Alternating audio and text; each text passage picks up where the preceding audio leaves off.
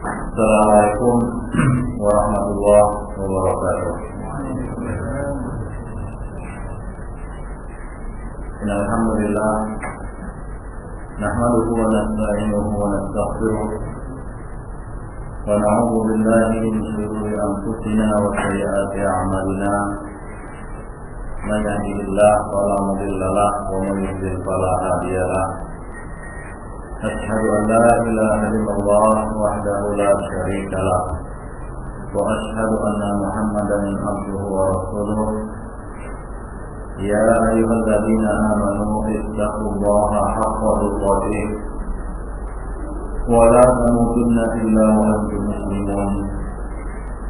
Amma ba'du, fa inna afdalal hadithi kitabullah wa khairal hadi hadi Muhammadin sallallahu alaihi wasallam wa syarrul umuri muhdatsatuha wa kullu muhdatsatin bid'ah wa kullu bid'atin dhalalah wa kullu dhalalatin finnar. Akhwani fiddin, a'azzani Allah wa iyyakum jami'an. Tidak bosan-bosannya lisan kita menyampaikan puja dan puji pada Allah Subhanahu wa taala sebagai ungkapan rasa syukur kita kepadanya atas segala nikmat dan karunia yang telah diberikannya kepada kita, yang mana itu sudah menjadi kewajiban kita sebagai hamba untuk bisa bersyukur atas pemberian Allah Subhanahu wa taala. Allah mengatakan, la in syakartum la azidannakum wa la in kafartum inna 'adzabi lasyadid. Mudah-mudahan kita menjadi hamba-hambanya yang senantiasa bersyukur kepadanya.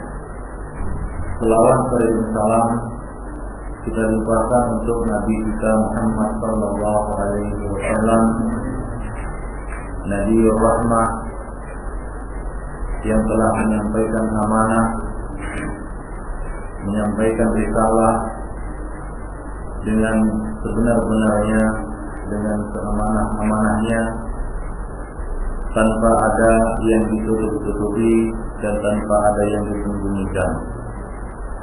Beliau telah membimbing tangan kita menuju cahaya Islam, menuju cahaya sunnah, menuju kehidupan yang bahagia dunia dan akhirat.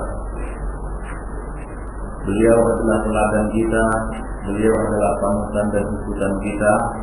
Barang siapa yang menaati beliau, maka dialah orang-orang hamba-hamba yang menginginkan surga. Barang siapa yang mendurhakai beliau, maka merekalah orang-orang yang enggan masuk surga.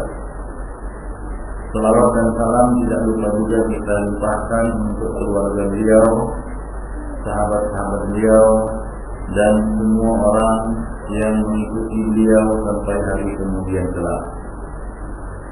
Ikhwani fiddin, azani Allah wa iyyakum jami'an. Ini adalah mula dari dakwah kita selama 2 hari. Kita akan membahas sebuah kitab atau buku kecil kutip yang mudah-mudahan buku ini bermanfaat bagi kita semua, yang saya tulis sendiri bersama istri. Saya beri judul Meraih Kebahagiaan Tanpa Batas. Mudah-mudahan buku ini bisa menjadi pencerah bagi jiwa kita, bagi hati kita, khususnya menghadapi masa-masa sulit, masa-masa fitnah pada masa sekarang ini, di mana godaan-godaan dunia, musibah-musibah dalam agama bisa menyerang kita setiap saat. Oleh karena itu, kita harus memasang kuda-kuda, waspada dan bersiap diri menghadapinya. Nah, kami sengaja menulis buku ini sebagai persembahan dari kami untuk pertama kali untuk diri kami sendiri, dan kemudian untuk segenap kaum muslimin yang membacanya. Mudah-mudahan amal ini ikhlas semata-mata mengharap pahala dan wajah Allah Subhanahu wa taala dan berkenan di sisinya, serta bermanfaat bagi segenap kaum muslimin dan siapa saja yang membacanya. dan mudah-mudahan ini menjadi tabungan pahala bagi yang menulis, yang menerbitkan, dan yang membacanya.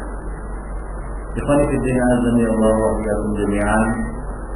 Sebelum kita mulai majelis ini, ada beberapa yang perlu saya sampaikan berkaitan dengan adab-adab majelis. Yang pertama adalah memelihara ketenangan dan ketentraman di dalam majelis. Maka dari itu bagi yang memiliki telepon bimbit harap di Thailand supaya tidak mengganggu proses majelis ilmu kita. Kemudian yang kedua, hendaklah majelis kita ini kita rapikan lagi, ya, harap maju ke depan agar saudara-saudara kita yang belum datang itu dapat kebagian tempat. Harap maju ke depan, ya, karena saf yang terdepan itu adalah saf yang terbaik, baik itu di dalam sholat maupun di dalam majelis ilmu tidak ada beda. Dahulu para salaf mereka menghadiri majelis ilmu itu berebut-rebut untuk mendapatkan tempat di depan, bukan untuk mendapatkan tempat di belakang. Allah Subhanahu wa taala telah menulis Allah Subhanahu wa taala telah menurunkan sebuah ayat mengecam sikap sebahagian orang-orang munafikin yang sengaja mengambil tempat di belakang untuk dapat pergi di tengah-tengah majelis atau di sela-sela majelis meninggalkan majelis Rasulullah sallallahu alaihi wasallam.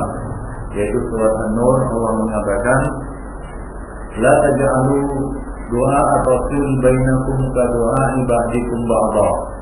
Falya'lamullahu alladhina yatasallaluna minkum liwada. Falyahdharil ladzina yukhalifuna an amrihi an tusibahum fitnah aw yusibahum 'adzabun alim. Allah mengatakan, janganlah kamu jadikan panggilan kepada Rasul seperti panggilan di antara sesama kamu.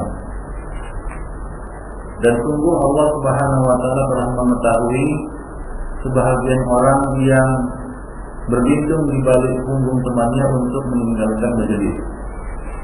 Ayat ini turun berkenaan dengan sikap sebahagian orang-orang munafikin yang keluar dari majelis Rasulullah dan sengaja mengambil tempat di belakang agar bisa kabur apa di sini?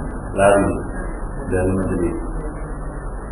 Dan hendaknya orang-orang yang menyelisihi dan menyalahi perintah Rasulullah itu takut tertimpa fitnah, yaitu fitnah kesesatan di dalam agama, kekufuran, atau tertimpa adab yang sangat pedih. Maka hendaklah kita memperhatikan adab-adab majelis ini, ya. Safnya diatur, yang datang lebih dulu hendaklah mengambil tempat di depan, ya. Sungguh rugi kita datang lebih dulu tapi kita mengambil tempat di belakang. Sebenarnya hak kita untuk mendapatkan tempat di depan. Nah demikian. Nah dahulu majelis ilmu itu, majelis hadis itu sudah disesaki oleh manusia, sudah ramai dengan manusia 2 hari atau 1 hari sebelum majelis dimulai untuk mendapatkan tempat di depan, agar mereka dapat tempat di depan di hadapan alim atau di hadapan syekh. Nah begitulah dahulu suasana majelis ilmu Islam Fidina dan Allah. Jadi itu hendaklah diperhatikan. Nah kemudian yang kedua Islam Fidina dan Allah jami'an, majelis ilmu itu ibarat medan perang. Apa? Majelis ilmu itu ibarat medan perang, yaitu kita datang untuk berjihad. Ya, karena menuntut ilmu ini adalah salah satu bentuk apa? Bentuk jihad. Ya, bentuk jihad. Dahulu para sahabat kalau tidak disuruh dan disuruh untuk berperang keluar Madinah, maka apa kegiatan mereka, aktiviti mereka di Madinah? Mereka menuntut ilmu di Masjid Nabawi, ya, di majelis Rasulullah sallallahu alaihi wasallam. Jadi menuntut ilmu ini merupakan salah satu bentuk jihad, ya, jihad fisabilillah, jihad dengan pena. Maka dari itu Ibn Fiddin, kalaulah kita katakan menuntut ilmu itu jihad dengan pena, ya, artinya kita harus bawa alat. Ya, siapa saja yang datang ke medan perang tanpa alat, maka dia akan terbunuh oleh musuh. Begitulah kita datang ke majelis ilmu, hendaklah kita mempersiapkan alat-alat kita, yaitu buku yang hendak dipelajari dan buku tulis untuk mencatat, dan alat tulis. Ya, alat tulis. Imam Ahmad pernah ditanya, sampai kapan kamu menuntut ilmu? Maka Imam Ahmad mengatakan, al-mihbarah ilal maqbarah. Alat tulis ini akan aku bawa sampai ke liang kubur. Artinya beliau menuntut ilmu, ya, lengkap dengan alat-alatnya sampai ke liang kubur. Nah, demikian yang paling kecil. Azanillah wa iyyakum jami'an. Jadi hendaklah kita mempersenjatai diri, ya, ketika hadir di majelis ilmu. Nah, sekarang kita membahas buku Meraih Kebahagiaan Tanpa Batas. Hendaklah antum sudah siap dengan bukunya hingga benar-benar antum bisa dapat faedah dari majelis ini. Banyak kecil. Azanillah wa iyyakum jami'an. Baik. Ya, tentunya masing-masing dari kita di sini pernah beli akhbar. Akhbar berapa harganya? 1,5 ringgit ya. Anggaplah kita tidak baca akhbar selama sepekan. Akhbar kita beli, sekali beli besok akhbar kemarin apa kita baca lagi? Tidak. Kemana akhbar kemarin? Dibuang. Jadi bungkus cabai, ya, bungkus ikan, bungkus barang-barang di kedai. Itu akhbar. Ya, anggaplah kita berhenti beli akhbar sepekan saja. Kita gunakan untuk kita persiapan kita untuk menuntut ilmu. Ya, itu jauh lebih bermanfaat. Ya, karena buku-buku ini bisa kita baca, bisa dibaca kalau kita rawat dia, bisa dibaca oleh keluarga kita, bisa dibaca oleh anak cucu kita, bahkan dari cucu-cucu kita yang akan datang, generasi yang akan datang. Nah, demikian konfident azami Allah wa iyyakum.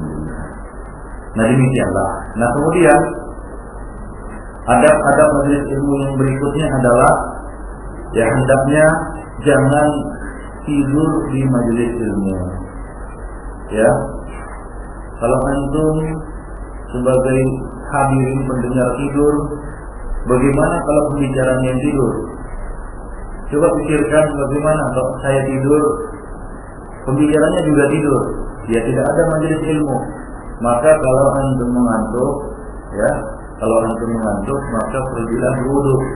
Ya, pergilah berwudu atau pindah tempat, janganlah tidur di majelis. Apalagi sampai mendengkur, yaitu mengeluarkan suara. Nah, ini mengganggu kanan dan kiri. Demikian konfident rahmani wa rahmatullah jami'an. Sebelum kita memulai majelis yang berkah ini, majelis ilmu, ingat bahwasanya di majelis ini malaikat akan turun mencari majelis-majelis ilmu seperti ini, mendoakan orang-orang yang hadir di majelis ini, memintakan ampunan maghfirah, menurunkan sakinah, Allah menurunkan sakinah, Allah menurunkan rahmatnya, dan Allah memuji kita di hadapan malaikat-malaikatnya. Demikian. Jadi majelisnya adalah majelis yang berkah. Ya, kita sedang menjalani waktu yang kita isi sekarang ini dengan waktu yang berkah. Maka janganlah kita sampai kehilangan berkah tersebut. Ikhwan fillah azani Allah wa iyyakum.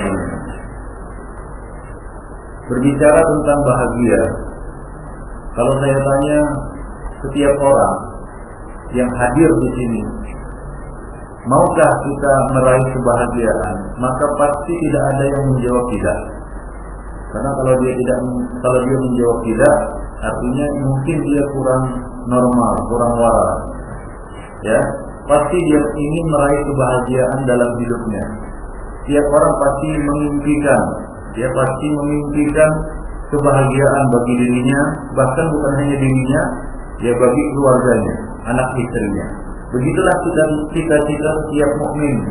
Ya, cita-cita siapa saja yang mengaku beriman, pasti dia ingin meraih kebahagiaan. Salah satu doa yang sering kita panjatkan adalah Rabbana atina fid dunya hasanah wa fil akhirati hasanah wa qina adzabannar. Artinya apa itu? Rabbana, ya Rabb kami, atina fid dunya hasanah, berilah kami kebahagiaan di dunia dan kebahagiaan di akhirat, dan jagalah kami dari siksa api neraka. Jadi kita minta kebaikan dunia dan akhirat. itulah dia kebahagiaan tanpa batas. Kebahagiaan bukan hanya sekedar ketika kita hidup di dunia saja, tapi kebahagiaan yang juga nanti kita rasakan di akhirat. Rahimani wa rahimakumullah. Kita lihat manusia yang mukmin maupun yang kafir, semua pasti mengejar yang namanya kebahagiaan. Kalau kita lihat orang kafir, mereka bekerja sungguh-sungguh, peras keringat, banting tulang, pergi pagi, pulangnya petang, kan begitu ya, untuk mengejar apa? Hidup bahagia. Mereka mengimpikan hidup bahagia. Mereka mengejar harta demi memperolehnya. Ya, mereka berambisi mengejar kedudukan untuk bisa bahagia, untuk dapat bahagia. Ya, sementara yang lain mereka melampiaskan syahwat mereka dengan harapan mereka dapat meraih kebahagiaan. Ya, begitu pula seorang mukmin. Mereka beribadah dan beramal guna meraih kebahagiaan. Namun kenyataannya tidak semua orang mendapatkan apa yang dia kejar. Banyak orang-orang yang sudah berusaha untuk memperoleh yang namanya bahagia, tapi hidupnya tidak kunjung bahagia. Ya, hidupnya tidak kunjung bahagia. Hatinya selalu saja kusut. Ya, bahkan kusut mata ya. Hatinya selalu gundah. Hatinya selalu takut. Tidak ada ketenangan di dalam hidup. Padahal dia sudah menempuh jalan untuk meraih kebahagiaan tersebut.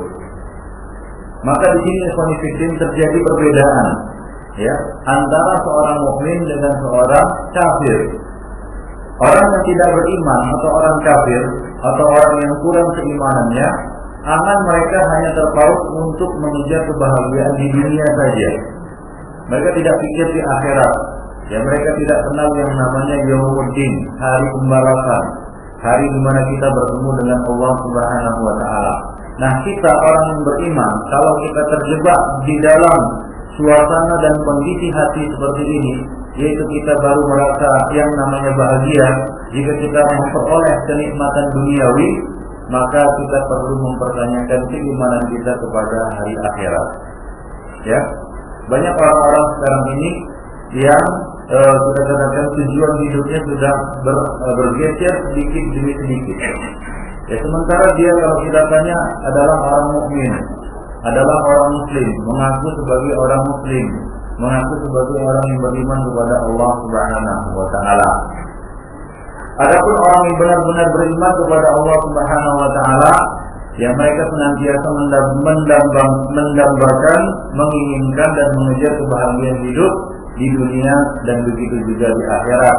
Oleh karena itu mereka melakukan usaha-usaha, mereka melakukan apa kita katakan amal-amal, persiapan-persiapan, mengumpulkan bekal-bekal untuk meraih kebahagiaan di akhirat tersebut.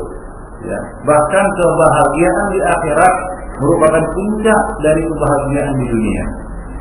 Ya. Orang yang bahagia itu adalah orang yang bahagia di akhirnya. Ya, kebahagiaan dunia ini adalah kebahagiaan yang merupakan ikutan dari kebahagiaan di akhirat. Tidak ada gunanya kebahagiaan di dunia tapi kita sengsara di akhirat. Nanti di dalam buku ini saya menyebutkan sebuah hadis tentang orang yang paling susah hidupnya di dunia. Ada hadisnya itu. Orang yang paling susah hidupnya di dunia, orang yang paling melarat tahu ya. Orang yang paling melarat, miskin hidupnya di dunia, ya paling tidak bahagia secara duniawi. Lalu dia dimasukkan ke dalam surga satu saat saja, lalu dikeluarkan lagi, lalu ditanyakan kepadanya, apakah engkau pernah sengsara? Maka dia menjawab, tidak, aku tidak pernah merasakan kesengsaraan. Itu baru sesaat saja, satu saat saja dia dimasukkan ke dalam surga, sudah hilang ya dahulu kesengsaraan yang pernah dia rasakan di dunia. Maka kita katakan bahwa kebahagiaan di akhirat merupakan puncak dari kebahagiaan hidup di dunia. Nah, demikian yang rahimani wa rahimakumullah jami'an. Oleh karena itu orang yang beriman harus mencapai kebahagiaan yang hakiki, yaitu kebahagiaan tanpa batas. Bukan hanya kebahagiaan di dunia saja. Lalu apakah sarana untuk menuju kebahagiaan itu? Bagaimanakah seorang hamba bisa bahagia di dunia dan di akhirat? Ya tentunya, ya, tak akan ada seorang pun yang menganggap enteng dan menganggap remeh pertanyaan ini, kecuali orang-orang yang sudah tertutupi akalnya dan hatinya. Ya, pasti dia berusaha dan akan melakukan kita katakan usaha-usaha untuk meraihnya, melakukan sarana-sarana untuk menuju kebahagiaan tersebut. Nah, risalah atau buku yang kecil ini ya sengaja kita tulis untuk menjelaskan hal itu di kami fikir rahimani wa rahimakumullah jami'an. Baik. Kunci kebahagiaan yang pertama adalah iman dan amal saleh. Karena tidak ada manfaat, tidak ada guna dan tidak ada faedah kita hidup di dunia tanpa iman dan tanpa amal saleh. Itu kuncinya yang pertama. Kita harus menjadi orang yang benar-benar beriman. Bagaimana kita menjadi orang yang beriman? Ketika malaikat Jibril datang kepada Rasulullah SAW bertanya tentang 3 perkara. Salah satunya bertanya tentang apa? Ya, akhbirni anil iman. Coba ceritakan kepadaku tentang iman. Apa itu iman? Apa itu iman? Maka apa jawab Nabi? Al-iman an tu'mina billah wa malaikatihi wa kutubihi wa rusulihi wal yawmil akhir wa tu'mina bil qadari khairihi wa syarrihi. Iman itu adalah engkau beriman kepada Allah, iman kepada malaikat, iman kepada kitab-kitab suci, iman kepada rasul-rasul yang diutus, iman kepada hari berbangkit, dan iman kepada takdir yang baik dan yang buruk semuanya datangnya dari Allah Subhanahu wa taala. Siapa yang mengimani, yaitu meyakini dengan kokoh di dalam hatinya ke-6 perkara ini, maka jadilah dia orang yang mukmin, orang yang beriman. Itulah iman. Nah, di dalam Islam ada istilah iman dan Islam. Nah, kita harus hati-hati di dalam penggunaan ini, iman dan Islam. Syekhul Islam Ibnu Taimiyah mengatakan, kalau keduanya disebutkan berbarengan atau bersamaan, maka pengertiannya berbeda, definisinya berbeda. Iman itu berkaitan dengan amal-amal qulub, yaitu amal hati, keyakinan yang kuat kepada Allah, malaikat, kitab-kitab suci, para rasul, hari berbangkit, dan takdir. Adapun Islam adalah antas hada alla ilaha illallah Muhammadur Rasulullah wa tuqimus shalah wa tu'tiyaz zakah wa tasumu ramadan wa tahujjal bait in istata'ta ilaihi sabila. Ia berkaitan dengan amal-amal jawarih, yaitu bersyahadat, menegakkan salat, menunaikan zakat, melaksanakan ibadah puasa, lalu berhaji bagi yang mampu. Itu Islam. Nah, ini kalau disebutkan secara bersamaan. Nah, kalau disebutkan secara terpisah, misalnya di dalam risalah ini saya sebutkan terpisah, ya, salah satu atau cara pertama untuk meraih kebahagiaan adalah iman dan amal saleh. Maka iman di sini termasuk juga Islam. Termasuk juga apa? Islam. Termasuk juga Islam, yaitu bersyahadat, mengerjakan sholat, ya, rukun Islam yang 5 seperti yang saya sebutkan tadi. Konfidin rahimani wa rahimakumullah jami'an. Contoh yang lain adalah di dalam firman Allah Subhanahu wa taala di dalam surat Al-Asri, wal asri innal insana lafi khusrin illal ladzina amanu. Demi maka sesungguhnya manusia itu dalam kerugian kecuali siapa? Orang-orang yang beriman. Nah, di sini di dalam ayat ini Allah Subhanahu wa taala menyebutkan orang-orang yang beriman. Masuk di dalamnya orang-orang yang Islam. Ya, orang-orang yang Islam. Nah, demikian sebenarnya. Ini adalah satu perkara yang harus kita pahami. Jadi kata-kata iman kadang-kadang maksudnya juga Islam, seperti di dalam risalah ini. Sebabnya jelas kepada Ha'azani Allah wa iyyakum jami'an. Karena orang yang imannya benar, dan amalnya adalah amal yang saleh, dia akan dapat memperbaiki hati, memperbaiki akhlak, dan memperbaiki dunia dan urusan akhiratnya. Rasulullah SAW telah menjelaskan hubungan antara iman dan akhlak yang mulia. Di dalam hadisnya Rasulullah SAW mengatakan, Inna min ahasinukum akhlaq, inna min akmalikum imanan ahasinukum akhlaqan. Sesungguhnya orang yang paling sempurna imannya adalah yang paling bagus akhlaknya. Jadi ada kaitan antara iman dan akhlak. Nah, orang yang telah memperbaiki imannya, maka ia dapat memperbaiki hatinya. Orang yang beriman itu akan tenang hatinya, karena hatinya itu terisi dengan sesuatu yang bermanfaat, yaitu iman kepada Allah. Dia yakin bahwa Allah Subhanahu wa Ta'ala tidak akan menyia-nyiakan hambanya. Allah Subhanahu wa Ta'ala akan sayang kepada hamba-hambanya yang selalu mendekatkan diri kepadanya. Dia yakin Allah tidak akan menelantarkan dirinya. Apapun yang Allah buat atas dirinya, dia yakin bahwasanya Allah tidak akan menzalimi dirinya. Allah tidak akan menganiaya dirinya. Berapapun kita katakan berat cobaan yang dia terima, dia selalu baik sangka kepada Allah. Dia semakin cinta kepada Allah Subhanahu wa Ta'ala. Nah, ini hati orang yang beriman. Ya, dia tidak akan surut ke belakang dengan ujian berat yang Allah berikan. Berapa banyak orang-orang yang menggerutu, akhirnya dia berburuk sangka kepada Allah, dan dia menunjukkan protesnya kepada Allah dengan apa? Dengan membangkang. Ya, ketika dia mendapatkan musibah dan cobaan yang berat di dalam hidup, maka dia pun menunjukkan pembangkangannya. Ya, dia pun tidak melaksanakan kewajiban-kewajibannya, kewajiban-kewajiban agamanya. Dia pun mulai menjauh dari Allah Subhanahu wa Ta'ala, menjauh dari kebaikan. Nah, ini adalah hati orang yang tidak terisi iman kepada Allah Subhanahu wa Ta'ala. Baik.